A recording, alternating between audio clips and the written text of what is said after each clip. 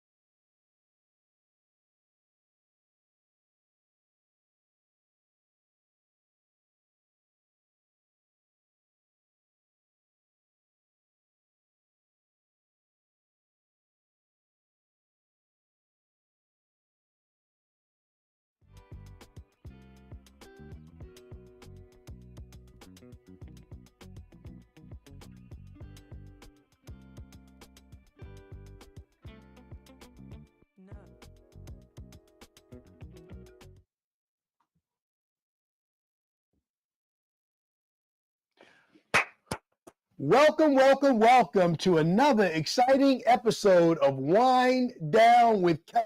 Hey, thank you so much for taking time out of your busy day to watch us on live stream, whether you're looking at us on YouTube, Instagram, Facebook. You are appreciated. And special thanks to those of you who have already clicked the like and subscribe button so you can receive notifications when great content like this is released. You are appreciated. Also, super special thanks to my sponsors, Carol Media. Reach out to them for all things social media. Canopy Connect. If you're ready to bring your insurance business into the digital age, reach out to Canopy Connect. They can help. And super thanks to my banking partner, Wintrust. Okay, all of that being said, thank you for tuning in for this episode of Wind Down with Kev. 50 agents, 50 podcasts, 50 states. And today, go with me on a journey to Tucson, Arizona. The agent that we're going to connect with is a second generation agent, phenomenal agent. You name the award, he's won it. All the financial leader awards, Circle of Champions, honoring national conferences. If Allstate has an award, he has won it. Also, more than the awards he's won for his salesmanship, he has given back to his community in a big way, so many organizations, but I'll let him tell you more about that as we get into the podcast. So, ladies and gentlemen, please put your Wind Down with Kev hands together and give a warm welcome to my friend, Keith Duncan. Thank you, Mr. Kevin. I just feel honored, like I made the big time. I'm here. I've You done a you lot of you things in are my life, here. but I'm here now. This is awesome. Everything on the struggle bus, put it behind you. Don't worry about it. You are here. You have absolutely arrived now. Excellent. Welcome to the podcast, Keith. Hey, but before we get into the insurance stuff, which is obviously a place with us being peers that we'll get into, I did the introduction. I forgot to shout out your family. So give some kind words to your wife, to your daughter, and then we'll get into the business stuff. So much love to my wife, Julie, who, if she has truly been my partner through all of this, so I couldn't ask for anyone better. And my child, Bella, she's just everything that a dad would ever want, and just makes me so proud. And I'm just so lucky to have her and my wife in my life, and as my partners. I love it. I love it. I love it. So, Keith, you are second generation. You are what we call a legacy agent. Let's talk about your dad and you being born into the business. Mm-hmm. So my father, Don Duncan, literally started the agency about right about the time I was born. Rookie of the year. So he, one of one of my earliest memories, probably 3 years old, is being at the Sears store down in the basement in the agent's kind of bullpen or break room or whatever. I was wearing a cowboy outfit. I don't know why I remember that, but Allstate is literally perhaps part of my youngest memories ever. I love it. Fast forward a couple of years. We won't put an age on you being born into it, but you've been an agent for 25 years with the business, 30 years on your own. What do you love about being an agent? Um, the old cliche, I love helping people. I mean, let's face it, insurance isn't sexy. If I never sold another auto home policy, it's not going to kill me.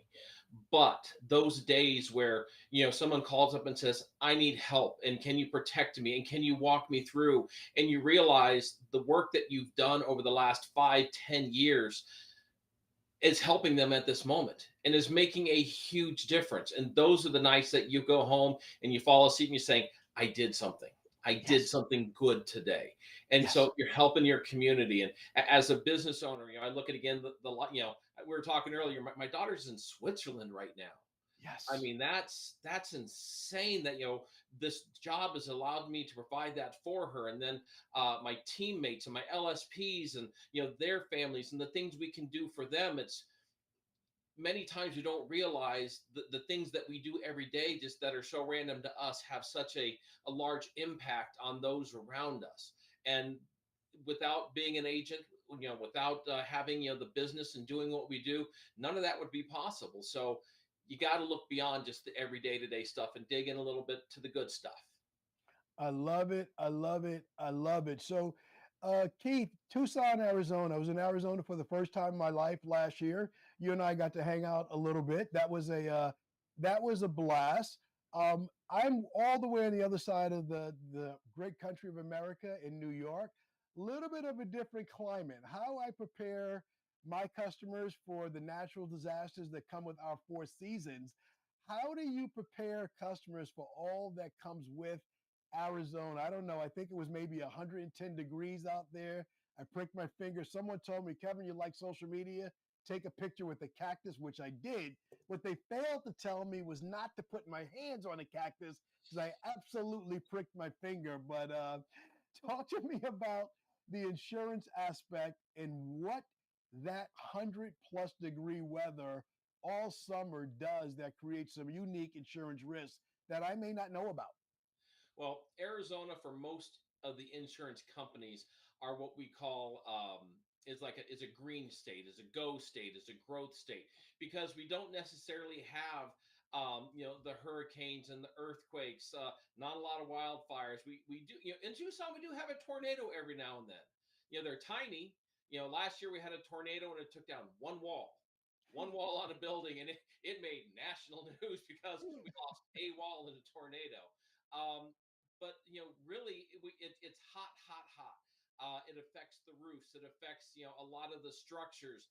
A lot of rotting going on, and then it'll get wet for about 2, 3 months with the monsoons, and then it's hot. And so outside of that, it's truly just making sure that people have the best coverage they can. Again, Arizona, most people think that it's just desert. We're one of the most climate diverse states in the country, if not the most. So we have, desert, high desert, scrub, all the way to some world class skiing all throughout, out Arizona. So, we do have the wildfires we have to worry about and things of that nature. But yeah, where I live here in Tucson, it's mostly just, dry rot, mold, and an occasional tornado once every 10 years. I love it. I love it. And how important is it for you to educate your customers on something like dry rot, full disclosure, zero knowledge? How important is it for you to educate your clients on the maintenance aspect of that and what is and what is not covered in a policy like that? What might they get from you as opposed to buying from an 800 number or a .com that's unfamiliar with the local Tucson area? For me, education is everything. That's why we've always done policy reviews. We try to talk with clients every 2 to 3 years, because when you don't have the education, when the client doesn't know what they're purchasing, that's where again your lawsuits come in and your errors and omissions. You're starting to hear about it coming over from California. I was told I had a good policy. I was told I had this. I believed I had this. No, what you had was a cheap policy that Yes. either you wanted something really cheap or the agent sold you something that was really cheap and it looked pretty. But now that you're seeing really what it is in the light of day, it's not what you think it is. And so that's our job as agents, is to sit down and say, as much information as you want about this policy and what it does and how you do, and how you take care of your things. That's where we need to visit, because one of the greatest crimes that I've ever thought that some of our companies have let happen is the 800 numbers of the world. They have commoditized insurance. Yes. One loaf of bread is like another loaf of bread, so get the cheapest loaf of bread. No, Yes. I tell my staff day one when they work here, we are like doctors, we are like lawyers, we are like priests and rabbis. That it is a sacred oath that we take to make sure that our people are protected. And we have to do that with the best coverage, but also education. And that's where, if you do it properly, when an 800 number comes along and says, we're going to save you 15%, and it's like, no, this is not about price. This is about making sure that you have the right coverage. And rather than people, leaving you just randomly, you'll get the phone calls to say, hey, I need to chat with you about this. What can we do?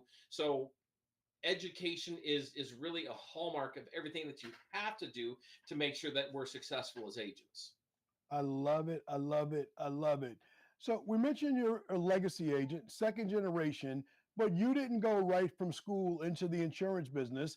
I No. think you took a stop and did a little time in radio. Talk about your journey um, from what you did prior to getting insurance, and when did you hit the light bulb and said, "Okay, Dad, here I am. I'm ready to follow your footsteps. Let's go." Well, in high school, I knew I wanted to be a DJ. I had a teacher who was a DJ. And so I started off becoming a mobile DJ. I started off I was absolute grunt work, super intern, anything they could do at a radio station, I did it. I lived at that place 24/7. You need to cut a commercial, let me teach me how to do that. You need to set up a remote, let me do that. And I slowly worked my way onto air. I eventually became the night DJ here in Tucson. I had the number one night show in Southern Arizona for a year or two. We were an AM station, which you didn't think, but this is back in the the 80s, 90s that we were doing this. We were the number one AM station in the country. We were a hip hop pioneer. Let's go.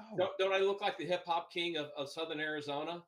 Now it makes sense. You said something to me earlier when I was talking to you that when the podcast starts, I'm gonna just play the music and the dance floor is yours, and right away you went into a wiki wiki wiki wiki. So now now Oh I yeah. get it. Do tell. I love hip hop. You're in my lane. Talk to me.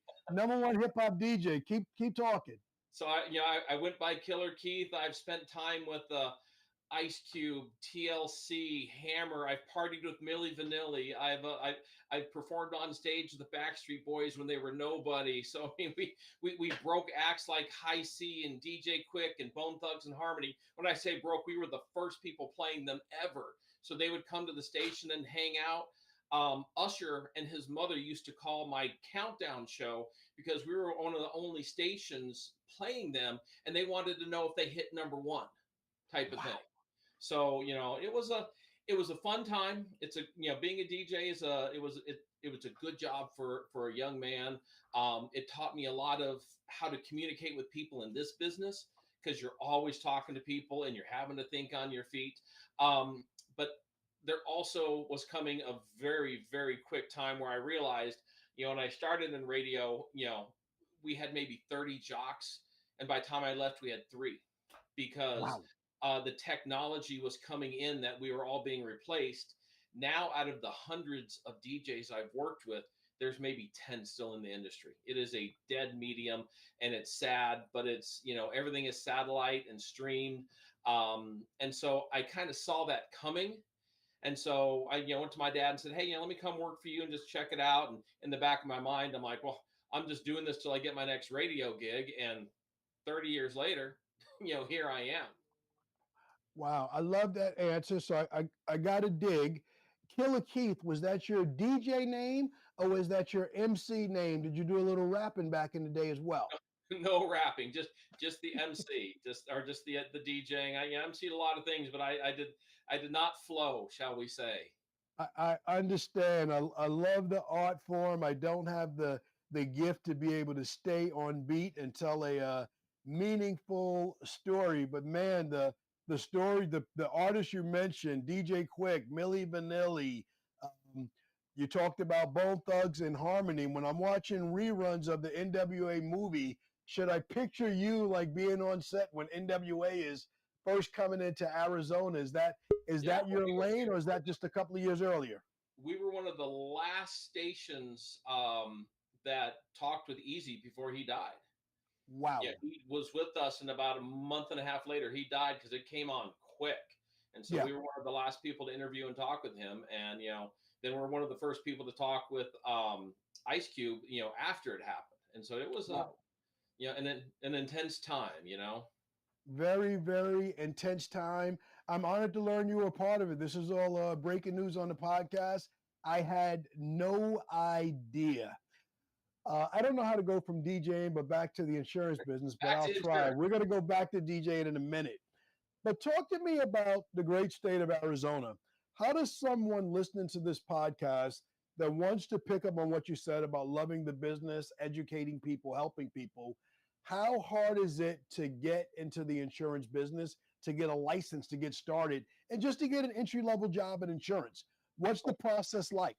It's challenging. It's not hard. And the first thing you got to do is you got to pass this test. Now, I had somebody at the state of Arizona explain to me once, the state of Arizona doesn't want to make it impossible, but they want to make it challenging enough that when you pass it, you have had to try to pass it, and you've had to earn to pass it. You have to make sure that you want in this profession. So it's a college level class, and I tell my people it is 3 weeks of 7 days a week studying and focusing. Of course, you can just pick up the book and read, or I get classes for my people. If you were just saying, hey, I think I want to be insurance, let me go try. Okay, so get your license.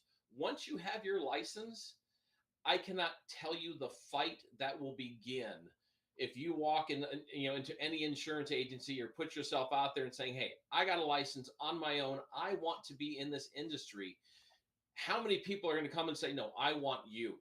I want I you to love come it. work for me." Not only, not only locally, but you're going to have a lot of people now that are remotely going to be saying, "Hey, why, you took that initiative? Okay, you've got my interest." So it's not a slam dunk easy thing. It's a little bit challenging, but it's not something that's hard. If you truly want it, you can do this. I love it. I love it. Um, Barriers to entry, college degree required. How expensive is this 3 week class? How expensive is it? No college whatsoever needed. I again, I never finished college. I went straight into DJing and was working, three jobs, 4 jobs, 7 days a week. You just kind of got to want it. The classes can be $300 to $400, but that is a great investment in your future. I love it. I love it. I love it. I love it. Um, New movers to Arizona. Post pandemic, I know a lot of people were leaving California, moving to a green state, a growth state like Arizona, looking for a little space, the ability to stretch out a little bit. How important is it for someone moving in from California or any other state? Heck, New York, we had our fair share of people go there as well, to work with an agency like yours so they can really learn exactly what they need to be properly protected in Arizona? Again, to me, it's everything, because again, in New York, leaving New York, if you don't turn in your plates and do certain things, your car title is not released, and so you got to work with somebody for that. For Arizona, what I see a lot, and I'm sure we do across the country, is someone says, well, my registration comes due in December, so I'm just going to leave my insurance in California for a while, and that's a problem. The state of Arizona does not like that. And if an officer pulls you over and they're having a bad day and they want to make you have a bad day because you haven't switched over your license and registration insurance, it can be thousands upon thousands of dollars. So one, you want to make sure that the transition is done properly. You want to make sure that everything processes properly. I had a gentleman the other day who went through the 800 number, did all of these different things, and there's a 15-day gap in coverage Ooh, that nobody paid attention to. And so we're trying to fix that. So you want to make sure that it's a process. It's not a hard process, but it is a process nonetheless. And to me, when you're dealing with the 800 number people, their job is to get you on, get you off, and move you on. When you're dealing with a local agency, you walk in our door and you talk to us, and let's make sure it's done properly. I've always tried to teach my people, let's avoid the problem before it becomes a problem. If we can Love it. avoid it, it's going to make life so much easier than trying to fix a problem. If it never happened, then great. And so that's what coming in and working with somebody one on one can do. I love it. I love it. 50 plus years between you and your dad. I would imagine that you have a strong local presence. Do you see your agency as running more of a retail business where you get people walking into the agency, or is your agency pivoting where more people are looking to do things digitally, online, or over the phone? Yes, no, maybe. Um, we don't have the people you just walking in off the street. I want to buy, I want to buy. But Tucson is a heavy Hispanic community. We have a Okay. very Hispanic book, and that community really values working face to face with people. And and also they want to come in and sit down for 25 and 30 minutes and talk with some of my team members because they've gained these relationships. It's frustrating sometimes, and they're just out there chatting. But you also realize, once you get this person, then you get their abuelita and their cousin and their mom and their uncle, and they stay for forever. So it is a benefit. That's I don't think I'm ever going to go remote. You have these agents that they work from home. I don't like that. It might be great for some people, but I need to be able to come in and see my people face to face. But also, I want my team or my clients to have a place to come to and talk and visit. That being said, yes, there is a whole new generation, and it's odd. It's generational. The younger generation, they want to do things online or over the phone. But as they get older and start getting nicer things and things worth protecting, they'll reach out with a phone call or want to come in for an appointment more and more. So you start to see. I think that's part of growing up. Is the older you get, the better friends you become with your insurance agent. That's a goal that we have. I love it, and I love you talking about the differences in your agency being of service to the Hispanic community and the referral benefits of being a face and a place in the community. Both of those things have huge, huge value. So let's stay with community for a second. You're everywhere. Habitat for Humanity, home security specialist, which I definitely want to give to, high school track coach, Boys and Girls Club, Casa of Arizona. What's missing from your website? What didn't I see that you're involved in today? Not much. One of my favorite parts of being in radio was not sitting in the station, but the opportunities it allowed me to get out in the community. And so working, through the insurance companies and with some of the specialties I have, it allows me to get into, some unique things where again, I feel like I'm serving and giving back. So I like being out one-on-one and really giving back to this town I love. I was born and raised here, and I want to make sure that, we do everything we can to make it as best we can. I love it. I love it. I love it. Any passion community involvement projects that you're working on right now that I didn't ask you about? No, I'm actually taking a little bit of a step back. Okay. So again, I was many, many, many years ago. I did some national TV for Allstate. This thing way back here, Got it. um, where it was all about home security. I became a home security expert, and so for 16 years, I was the voice of our local home show. I did I did what 32 shows. I emceed. I did the voice of it. I also did home security seminars and webinars. That ended about 6 months ago because they sold to another company. So I'm taking a little bit of a step back and a little bit of a breather, trying to decide what my next step is. But through the home security stuff, I work with a lot of associations. I'll go out and visit with them. Habitat for Humanity. I'll go out and people are getting new houses, so I'll go out and either give insurance or home security speeches there. So any chance I can get to talk about insurance and educate people, back to that education part, but also show them the difference between us and an 800 number and why you have an agent. I take any chance I get. I love it. And with you having a daughter that's a high school senior year is kind of importance. Your presence there, you being there on prom night and things of that nature, and being available to take pictures, that's going to override and overlap. There are some moments that are getting ready to happen that you must be present for, that you absolutely have to be there for. So, Keith, let me pivot a little bit. You're one of the premier networkers in my mind in Allstate. You've made great friends with great agents around the country. If there are agents listening to this call with us or with any other carrier out there, how important has it been in your career to go to events, connect, network with agents online, Facebook groups, wherever it might be? How important a role has that played to you in your career, just having this major nationwide friendship group and people you can reach out to? It has changed everything I do in my agency. It has led me to where I am today. We just celebrated another record breaking year. When I started this many years ago, my circle of agents were very small, and to be honest, very negative. I mean, Yeah. very, very, very negative. Everything's horrible, and the world is falling, and the sky is falling, and it's going to end, and we only got 3 and 5 years, and it affected me mentally because I couldn't convince myself to grow.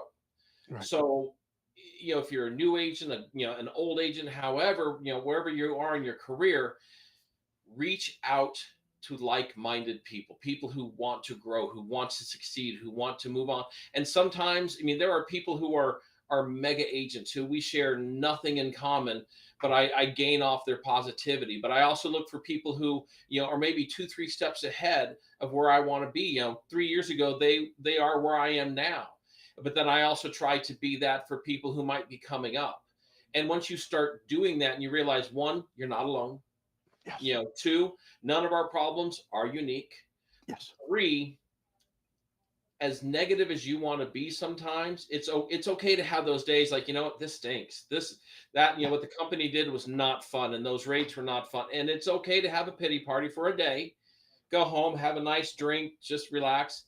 But next day you come in and you have a group of people that you say, okay, how are we going to make this work for us? How are we going to get through this? Having that support, having that network really has been a true game changer because when you're down, they bring you up. When they're down, you bring them up.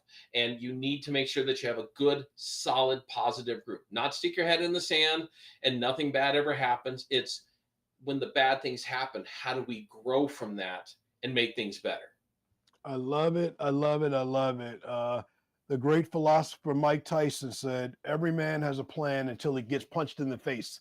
Hmm. And then what?" So we have days like that. I think it's something we share in common with all small business owners. I'm going to pivot back to your days as a high school track coach. Okay. Being a track coach, did you have wheels? Are you a man of speed? Is running still a habit and something that you enjoy today? I was a pole vaulter. Whoa. So I held the school record for 18 years. Yeah, so I was able to run short times, but I loved pole vaulting and I loved the athleticism that came with that. And I had an opportunity to go back and coach. And I told them I would only do it if I could still vault. And into my 40s, I was still doing 10 feet, but I've had to give it up in the last couple of years with bad knees and things of that sort. So, but it My was God. a good opportunity to I'll tell you something that was very fascinating is a lot of my track kids, I got a lot of great employees out of that Okay. because I could tell if you were going to be dedicated and focused and go those extra miles on the track when nobody's around, you're going to do it as an employee. So once they kind of graduated and got in college and I needed an employee, I would reach out to Ryan and Stephanie and Monique and whoever. I'm like, hey, are you interested? Let's just talk about, maybe doing some phone calls or this or that or the other.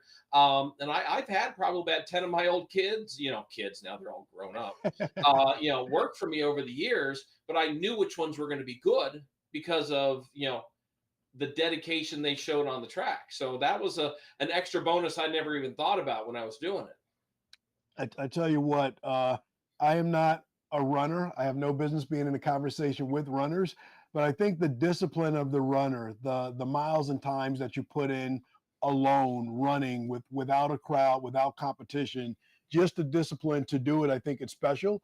I've had plenty of friends that are runners. All three of my sons are athletes, were athletes, depending on what day of the week it is.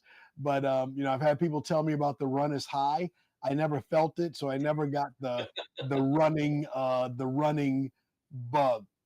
So Keith, with all that you're doing, working really hard, you've done a ton in the community. You've been a spokesperson for the company. You've done your cutting and scratching, wicka wicka wicka. How do you wind down at the end of the day? How do you decompress from it all?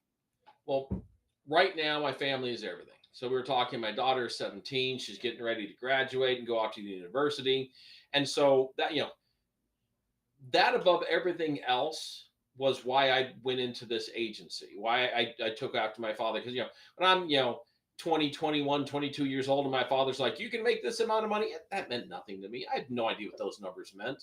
But what meant something was he was at every track meet, every baseball game, and he was a coach. And they were such parts of my life, my father and my mother, more so than any other parent I saw, and I knew I wanted that. Yes. So over the last, 18 years, my daughter and my wife have been everything. Any Yeah. chance we can, and to be honestly, sometimes at the detriment of the office, and we didn't grow as much as we could because I wanted to make sure that I could go and spend time there. Now that she's just about ready to go into the university, and she's getting her jobs already and spending less time with us, which is perfectly what she should do. That's where we're going to start going back and refocusing on. That's where we've really been coming back into the agency these last 2 years. But until then, I do work out, I do the meditation, I do golf, but it's also spending time with the family and all the things that we can while we can, because there's going to come a time soon that it's not going to be as available. Absolutely. And happy belated birthday. I saw you post on Facebook, just celebrated a birthday with your family. Um, DJ Killer Keith, what's on the playlist these days when you're riding into work? What are you listening to? I'm actually a big talk radio guy now. Okay. Yeah, if I listen to music, I'm still stuck in the 80s, stuck in the 90s. I can't get out of that area. But a lot of talk radio and just the music nowadays. I'm that old guy. The music nowadays just I can't handle it.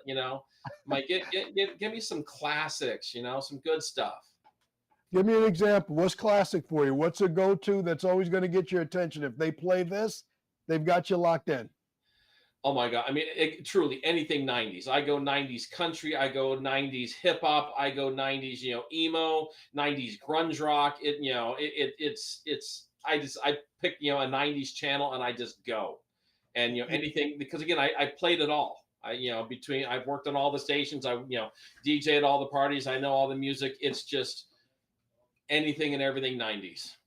I love it. I love it. We're being transparent here. So, being a New York kid, growing up little bit right around the time hip hop is being invented. So 80s hip hops, early 90s before the language is always a go to for me.